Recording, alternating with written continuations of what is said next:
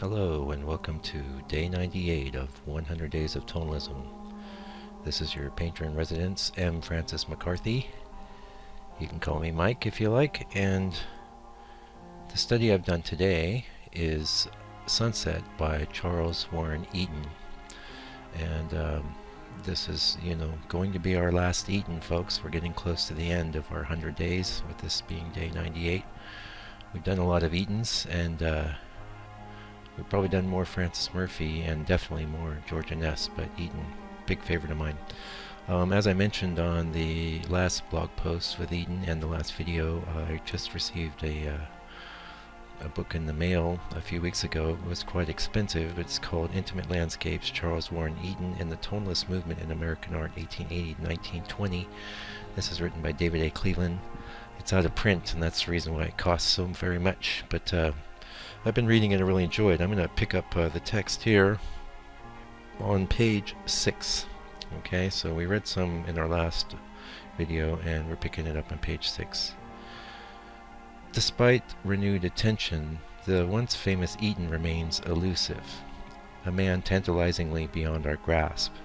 With the exception of a trove of letters written to his friend and fellow artist Leonard Auckman in the 1880s, along with a few magazine articles from his late career, and the personal reminiscences of Priscilla Polkinghorne, who knew him in his final years, there are almost no extant journals, diaries, or reminiscences of friends, family, or other artists that might provide a deeper insight into Eaton's life and artistic aspirations. It is possible to trace his whereabouts, his studios, his numerous trips to Europe, and countless exhibition successes, but the inner life of the artist remains something of a mystery. Also puzzling are two glaring anomalies in his career. He never gained membership to the Society of American Artists, where he exhibited for over 20 years, and he failed to be elected a full academician of the National Academy of Design.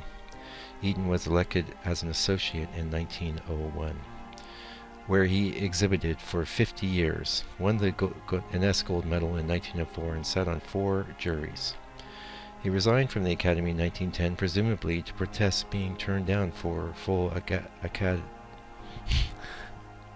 accreditation status. Sorry folks, don't really know that word. Although, he continued to exhibit there into the 1930s. It's not clear whether he failed to promote or ingratiate himself among his colleagues, or if perhaps his participation on juries in the 1890s made him enemies. Or he may have been too retiring, too much the quiet introvert as described by his dealer, William Macbeth.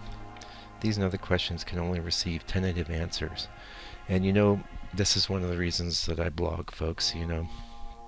God willing, someone's going to care about my work when I'm no longer around, and want to have some insight into me as a person, and there'll be something there for him, hopefully.